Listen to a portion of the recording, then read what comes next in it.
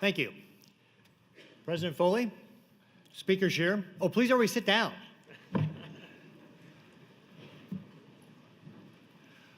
Members of the legislature, tribal chairman, distinguished guests, fellow Nebraskans, friends, and of course, our First Lady, my lovely wife, hope she's on this side, Suzanne.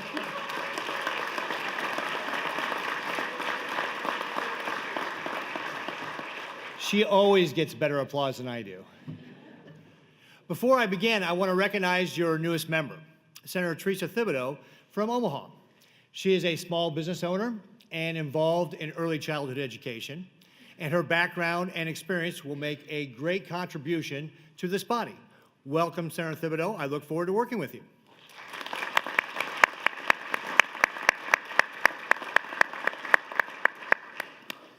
And to all of our senators, congratulations on the commencement of the second session of the 105th Nebraska Legislature. Working together is in our DNA and the hallmark of Nebraska's nonpartisan unicameral legislature. In fact, leadership and working together is what has helped build this great state. We know this from our history. This year marks the 100th anniversary of the end of World War I. During World War I, Nebraskans came together to raise private dollars to form a field hospital to take care of wounded soldiers returning from the front. Many gravely injured were treated at the Little Nebraska Hospital. That spirit is alive and well today. When Hurricanes Harvey and Irma battered our coast from Florida to Texas, Nebraska National Guard members answered the call and came to the aid of families and communities in need. Nebraska National Guard members not only serve their fellow citizens, but also are on the front line in the war on terror. Last month, I visited 54 of our National Guard soldiers at Guantanamo Bay, Cuba, who are helping to detain enemy combatants. 25 years ago, new enlistees did not expect to be deployed overseas. Today, the men and women who join the Nebraska National Guard not only expect to be deployed, but want to take the fight to the enemy. I am incredibly proud of them, and we salute them for their service and their sacrifice.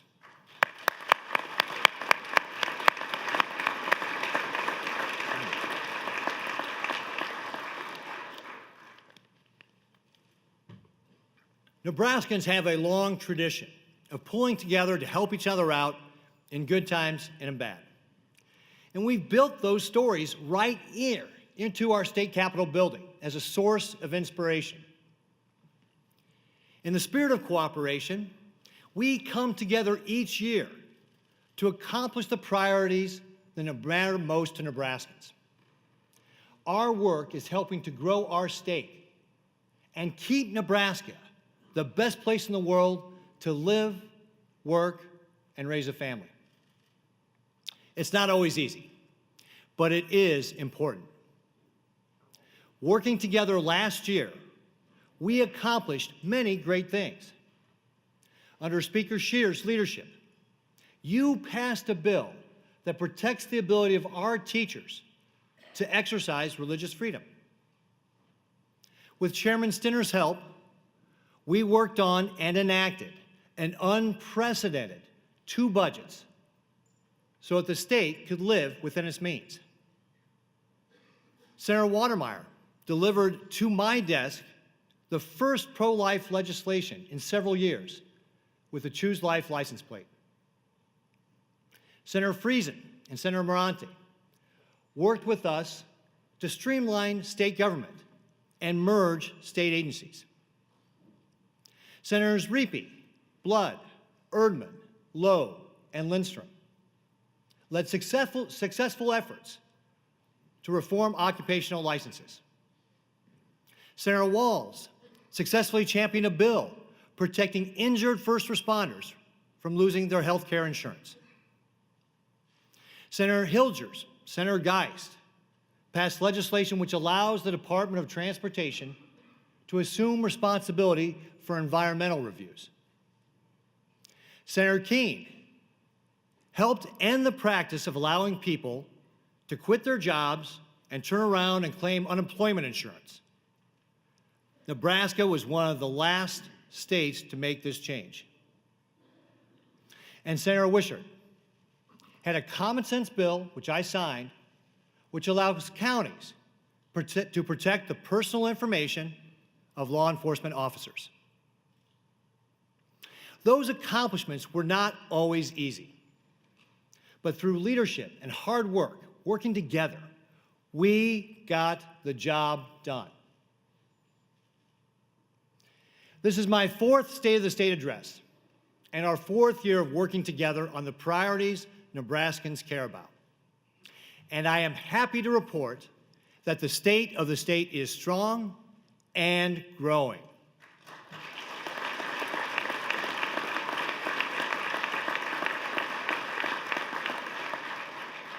Last year, Nebraska won the Governor's Cup for the most economic development projects per capita of any state in the country. In fact, Nebraska had more qualified projects than North Dakota, South Dakota, and Kansas combined. Forbes ranks Nebraska the fourth best state overall for business. We moved up 7 spots in Chief Executive Magazine's ranking of the best states for business. Folks, this matters because when companies move here and invest, they create job opportunities for our people. This past year, we've continued to achieve record levels of employment with over 1 million non-farm jobs and the lowest unemployment rate in our state since 1999 at 2.7%. And our population hit a record 1.92 million people for the first time ever. These achievements are no coincidence. Senators in this chamber and the teammates in my administration work each and every day to grow Nebraska. Working with you, we will continue to bring new opportunities to Nebraska. International partnerships are helping us to create these great paying job opportunities right here in our state. For example, we went to Canada in August to help recruit Agriplastics, which has created 20 new jobs in Sydney. A new investment from Novozymes followed our 2015 visit to Denmark. Japan is Nebraska's largest direct foreign investor, and there's no better example of that than Kawasaki, which just opened their first U.S. aerospace division right here in Lincoln. Our trade mission in 2015 supported this expanded investment. When we foster more investment by multinational businesses, we help Nebraskans like Eric Jones. Eric is a longtime production worker for Kawasaki, and he's a great teammate who gets paid a good wage to support his wife and 3 kids. When Kawasaki announced the aerospace expansion, he volunteered, and he earned a spot as a supervisor. The company flew him to Japan for 3 months of training. Eric told me Kawasaki is great for Lincoln. Besides the good-paying jobs and investment, Kawasaki also supports local charities, like the Nebraska 150, and uses local vendors. Eric and his wife Miranda are here with us today. Let's give them a warm welcome and thanks.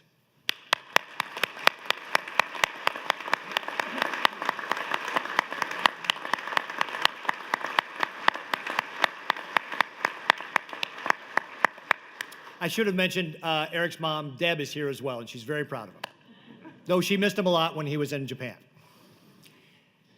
In Nebraska, we export over $8 billion of goods annually. Our work in China over the last 3 years has helped open the door for Nebraska beef for the first time in 14 years. Beef from a Nebraska company was the first to arrive in China last summer. And I'm excited to report that over half the American beef in China right now comes from Nebraska.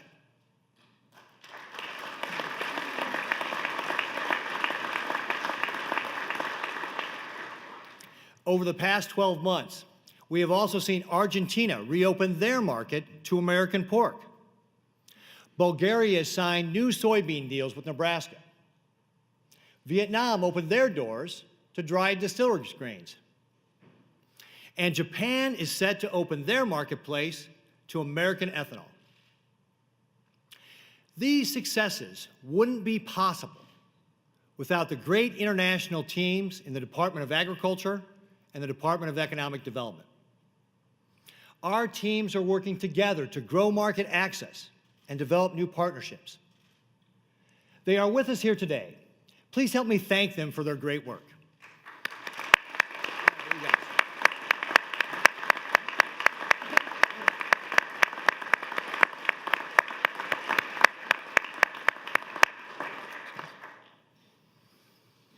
We also work hard to recruit U.S.-based businesses. The Silicon Prairie has continued to thrive.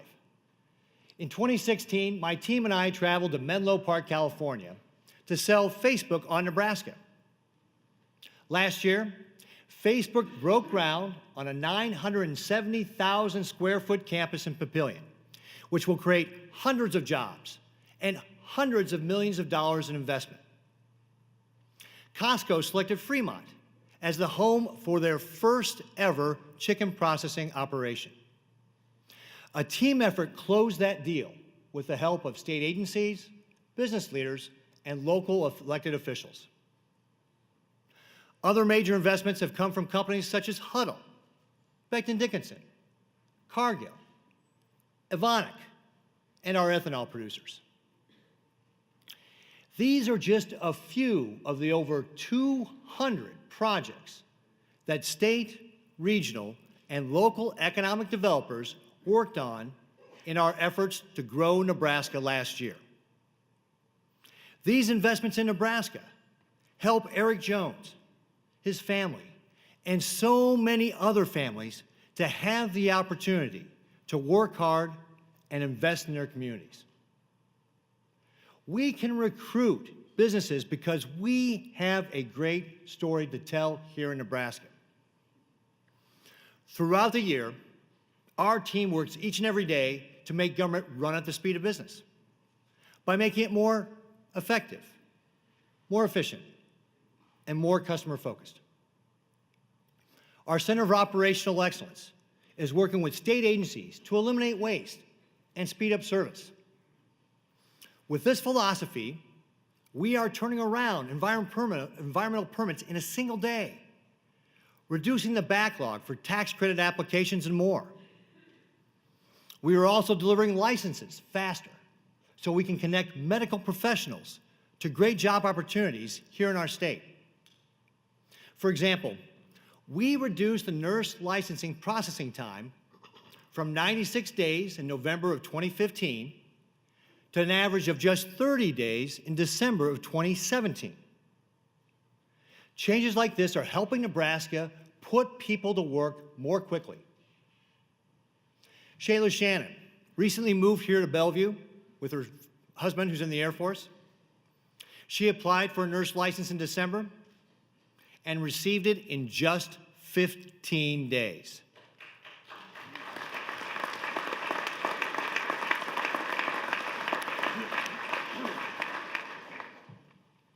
This is just one of the many great examples that we have of how we're improving our services. Running an operationally excellent organization is a team effort. Please help me recognize the Center of Operational Excellence team for all their great work. They're with us here today.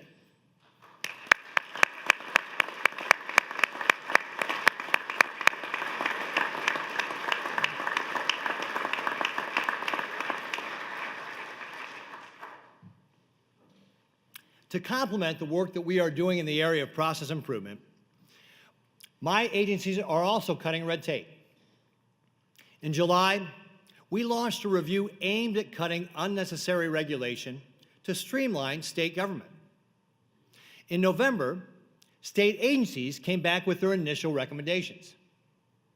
Today, Senator Morante is introducing legislation at my request, which will help eliminate unnecessary red tape.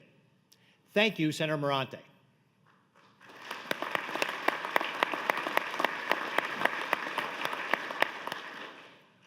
All of this great work we've done together sets the tone that Nebraska is open for business, from manufacturing to technology to agriculture. But we also have challenges, the first of which is working on the budget. This is our top priority. In October, the Nebraska Economic Forecasting Advisory Board reduced the revenue forecast. While our state's economy once again has the wind at its back, our revenues continue to fall short of the board's expectations. We've been preparing for this. We've reduced our state workforce by 500, or about 4%. We've eliminated 1,500 open positions. In preparation for budget cuts, we reduced agency allotments by about 2% over the last 2 quarters of the year. Last year, working together, we balanced the budget without raising taxes. This year,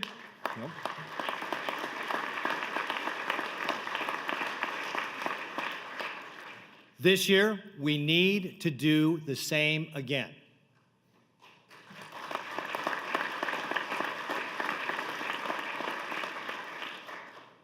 I am proposing across-the-board reductions of 2% in this fiscal year and 4% in the next. Consistent with our work, I have designated priorities for funding in the budget, like K-12 education, corrections, and services to help the developmentally disabled. I am also asking you to make new targeted investments. We have seen a significant increase in the number of children coming to the state's child welfare system. Annually, we're up about 9%, or about 485 kids. Folks, that's heartbreaking. In this budget, I am recommending an additional $35 million for child welfare and public assistance for this year and next.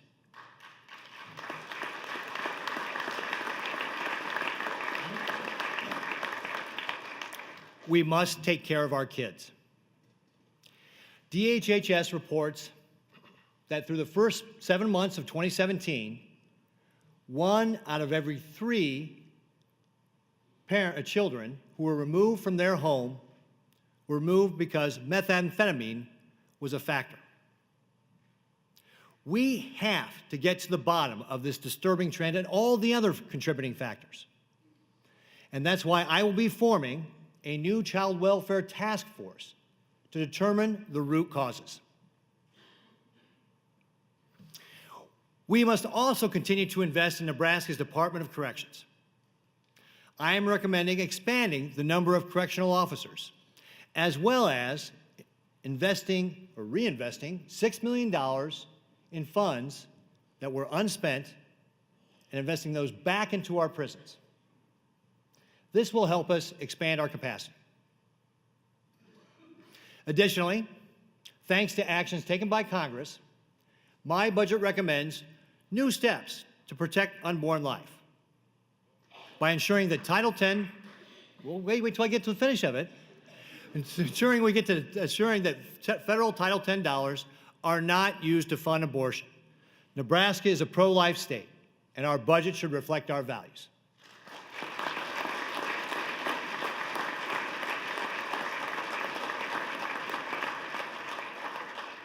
I look forward to working with Chairman Stern and the entire Appropriations Committee on balancing the budget. Our next challenge has to do with taxes. Cutting and reforming taxes is key to growing Nebraska. Over the years, together, we have done the hard work needed to hold the line on taxes. But Nebraskans need and expect more. If we are going to remain competitive and grow into the future, we must continue our efforts, no matter how hard. The Tax Foundation ranks Nebraska's property taxes as the 11th highest in the nation, which is the worst among our surrounding states. While we have provided over $840 million in property tax relief over 4 years, we've all heard the stories about how high property taxes are hurting Nebraskans. This fall, a farmer came up to me at one of my events, and he let me know that his high property taxes had driven him to sell his farm, leave Nebraska, and move to Missouri. That's terrible. It's stories like this that have inspired me to continue making property tax relief a top priority.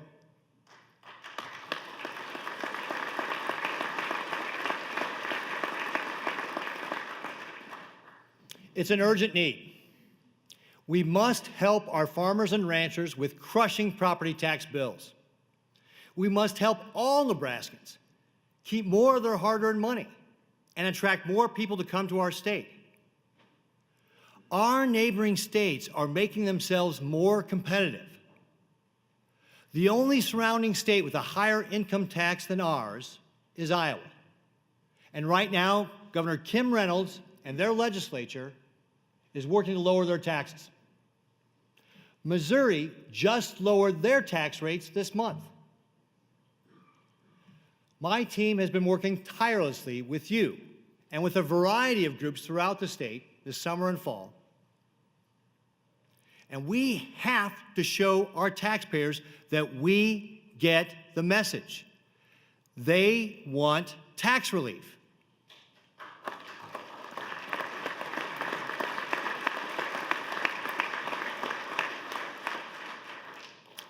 That's why today, Senator Smith is introducing the Nebraska Property Tax Cuts and Opportunity Act.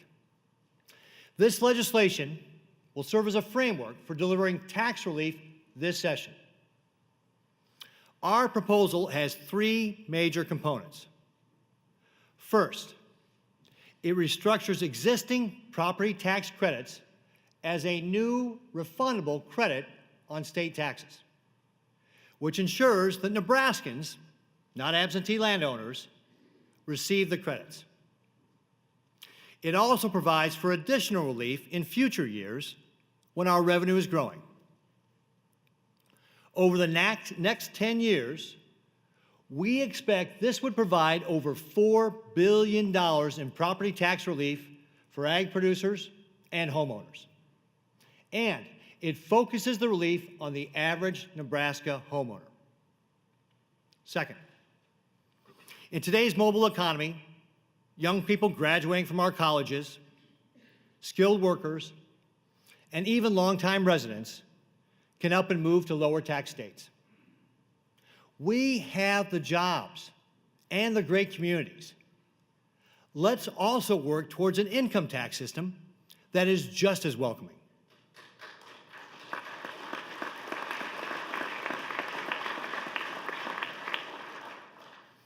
Our proposal uses existing tax credits to achieve a permanent reduction in the state's uncompetitive individual and corporate income tax rate. This will provide relief for our families and small businesses. Right now, 90% of the individual income taxes paid by Nebraskans are paid at that top individual rate. And 90% of Nebraska businesses pay at the top individual rate. Finally, our proposal calls for an additional $10 million over 2 years for workforce development. Folks, we can bring relief to Nebraska's families and businesses and help continue to grow our state.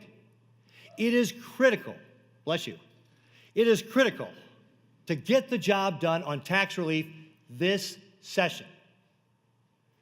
Senator Smith and I will continue to work with senators and other groups seeking tax relief, but we all need to be open to compromise. tax relief will need to be a bipartisan effort.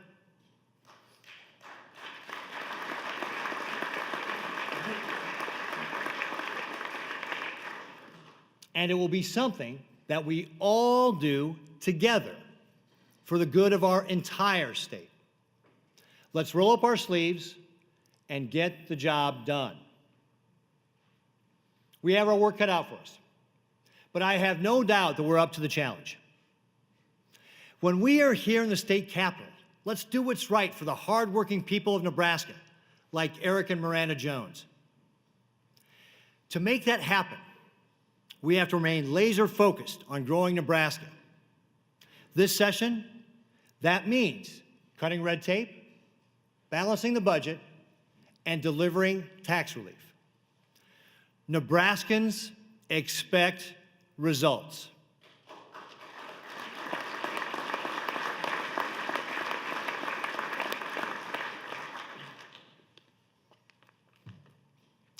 As demonstrated during time of war, in the midst of natural disasters, and on the walls of our state capitol, the character of our people is to work together. In doing so, we will continue to make Nebraska the best place in the world to live, work, and raise a family. It's hard to believe that this will be the last session for several of our most experienced members who are term limited or retiring. They have collectively made significant contributions to the state. Please join me in recognizing Senators Baker, Brosh, Haar, Christ, Larson, Shoemaker, and Smith for all their work over the last several years.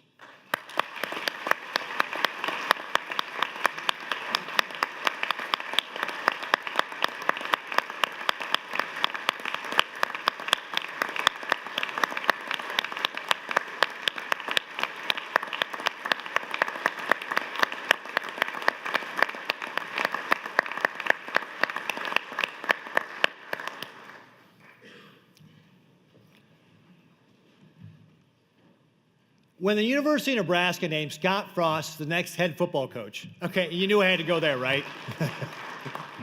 Knew I had to mention Scott Frost. He offered a formula for winning that applies here. A lot of good people that care about this place working really hard. It's toughness, it's dedication, it's work ethic. And that's what Nebraska is. That's what the people of Nebraska are. Those words are valuable to our service here in the Capitol. As we turn the page and open the next chapter in our work, there will almost certainly be principled disagreements and heated debates. But for over 150 years, Nebraskans have always come together for a cause bigger than themselves. We will draw upon their strength this year to address the priorities of the people of our great state. God bless you all in your work. God bless America. And God bless the great state of Nebraska.